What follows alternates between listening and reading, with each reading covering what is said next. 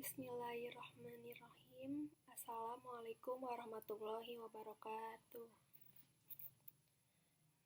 Perkenalkan, nama saya Eka Nurjana dengan nomor NPM 0218101204 kelas A. Di sini saya akan mempresentasikan topik pembahasan yang berjudul Sistem Pembayaran dalam E-commerce dan E-Business.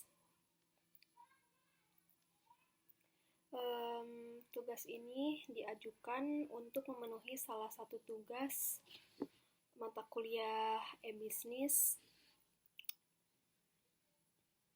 Untuk ibu dosennya, Ibu Niputu Nurwita Pratami Wijaya, SMB MM. Baik, kita langsung saja ke pemaparan materinya. Yang pertama ada definisi e-business dan definisi e-commerce.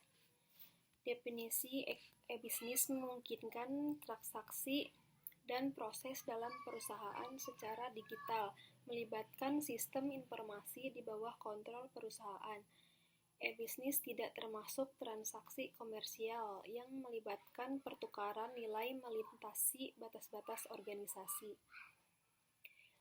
Nilai melintasi batas-batas organisasi, e-business mencakup seluruh kegiatan atau usaha yang dilakukan dengan bantuan media digital atau elektronik. Kemudian ada e-commerce. E-commerce menggunakan internet web atau media elektronik lainnya untuk transaksi bisnis. E-commerce memungkinkan terjadinya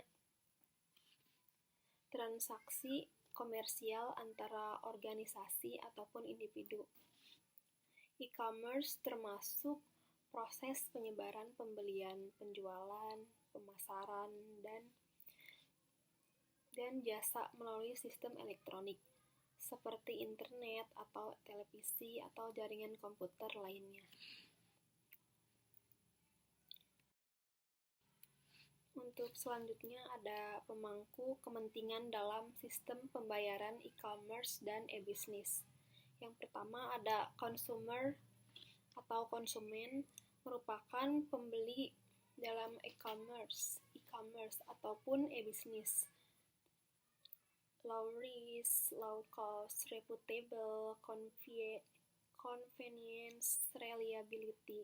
Yang kedua ada merchant atau penjual, merupakan penjual dalam e-commerce ataupun e-business. Low risk, low cost, irrefutable, secure, reliable. Yang ketiga ada financial intermediaries, merupakan bagian keuangan dalam e-commerce atau e-business. Contoh seperti bank atau perusahaan vintage, secure, low risk, maximizing profit. Yang keempat ada government regulators. Pemerintah di sini bertindak sebagai regulator.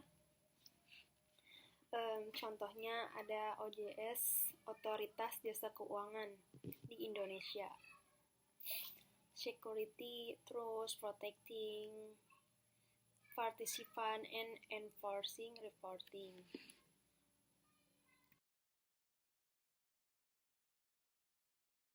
Selanjutnya ada jenis-jenis sistem pembayaran dalam e-commerce atau e-business. Yang pertama ada debit atau credit card. Jenis kartu pembayaran yang dikeluarkan oleh bank secara dunia untuk transaksi pembayaran e-commerce atau e-business di luar Indonesia, kebanyakan yang menggunakan kartu kredit. Yang kedua ada kas pembayaran cash atau pembayaran tunai, walaupun konteksnya e-commerce atau e-business tidak sedikit orang yang masih menggunakan tunai dalam pembayarannya, contoh COD. Hal ini biasanya dipengaruhi oleh tingkat kepercayaan pembeli. Kemudian yang ketiga ada checking transfer, pembayaran online dalam bentuk cek. Ini kebanyakan dilakukan oleh negara maju. Stored value merupakan sistem pembayaran online di mana kita melakukan deposit atau mengumpulkan sejumlah saldo pada suatu akun. Contohnya PayPal, Dana, dan Oppo. Mobile payment system. Untuk mobile payment system saat ini, setiap perangkat smartphone sudah banyak dilengkapi fitur mereka untuk melayani transaksi pembayaran. Contohnya adalah NFC, Near Field Communication. Fitur ini tidak dimiliki oleh semua perangkat smartphone. Hanya beberapa perangkat smartphone yang memiliki fitur ini. Fitur ini dapat membantu seseorang dalam melakukan transaksi elektronik ketika aplikasi pembayarannya support. Contoh di Indonesia yaitu Link Aja. Cara kerja dari NFC adalah dengan mendekatkan perangkat dengan mesin edisi yang ada, makanya sebutannya yaitu Near Field Communication. Kemudian ada digital case. Ini seperti uang dalam dunia nyata, namun kita gunakan dalam virtual. Contohnya ada voucher game Anda lakukan untuk setiap transaksi pada game tersebut. Kemudian ada smart card. Kartu pintar biasanya sejumlah perusahaan menggunakan smart card untuk aktivitas mereka. Jadi selain kegiatan di perusahaannya, digunakan juga untuk pembayaran. Biasanya kalau smart card perusahaan bekerja sama dengan bank. Contoh, Binus menggunakan smart card kerjasama dengan BCA. Kemudian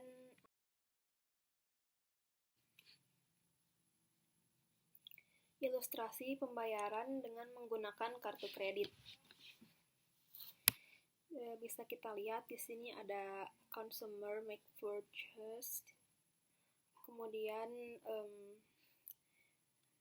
number 1, perusahaan melakukan transaksi pembelian secara online.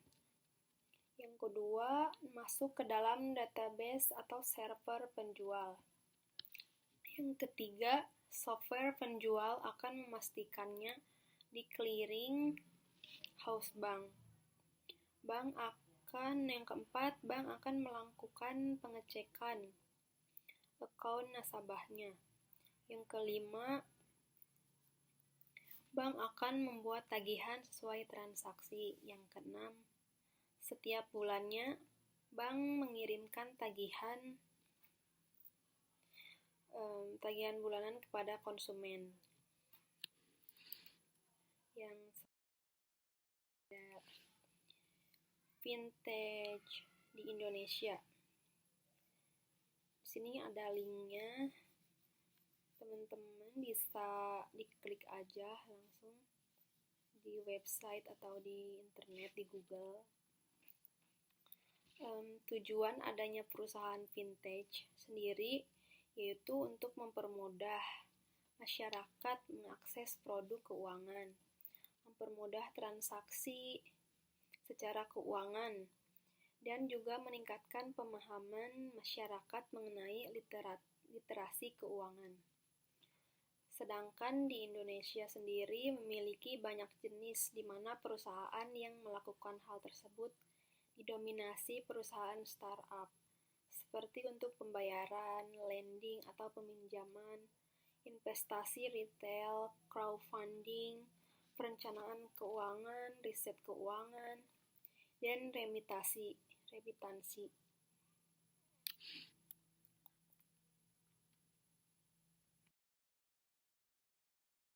Ada Nomor 1, beberapa vintage yang ada di Indonesia. Nomor 1 ada Amarta. Amarta merupakan salah satu perusahaan vintage di Indonesia yang menerapkan layanan V2V lending. Produk yang mereka luncurkan diberi nama tanggung renteng. Dalam produk tersebut terdapat sebuah sistem di mana perusahaan akan memberikan pinjaman kepada anggota yang berjumlah 15-20 orang yang telah dibina di beberapa desa di Indonesia.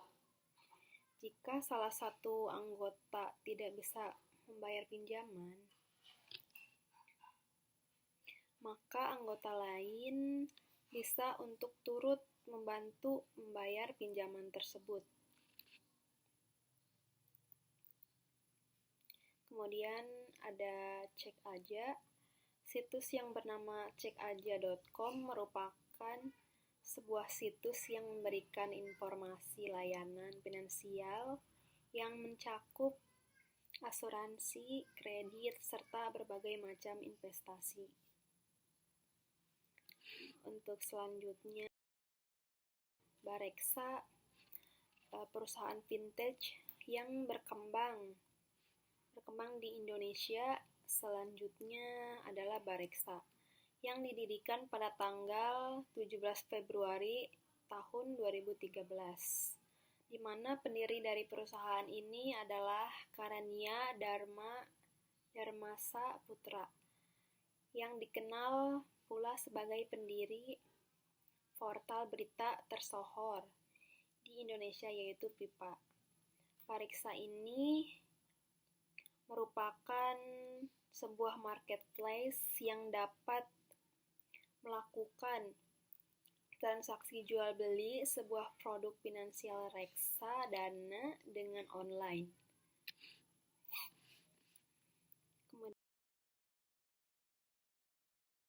Ini memiliki 3 produk utama yang diunggulkan, yaitu yang pertama, Doku Enterprise, yang digunakan untuk sistem pembayaran berskala besar. Kemudian ada Doku Wallet, merupakan sebuah layanan menyimpan uang digital. Kemudian ada Doku My Shopping Cart, yang digunakan untuk bisnis kecil menengah atau untuk situs e-commerce. Sistem pembayaran online-nya yang disediakan Doku begitu beragam, mulai dari PayPal, Mastercard, Visa, BNI Debit, online, IKIPay, BRI, dan lainnya. Kemudian yang terakhir ada GoPay. Ini merupakan fitur pelengkap e-bisnis dan Gojek. Hal ini dilakukan untuk mempermudah konsumen dalam melakukan transaksi.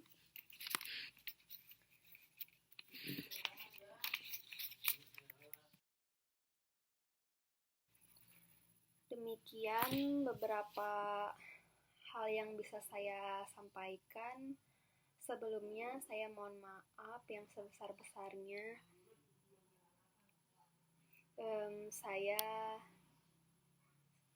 apabila di dalam penyampaiannya mungkin ada kesalahan kata atau beberapa pernyataan yang salah, saya hanya ini manusia biasa yang tidak luput dari kesalahan. Terima kasih atas perhatiannya. Wassalamualaikum warahmatullahi wabarakatuh.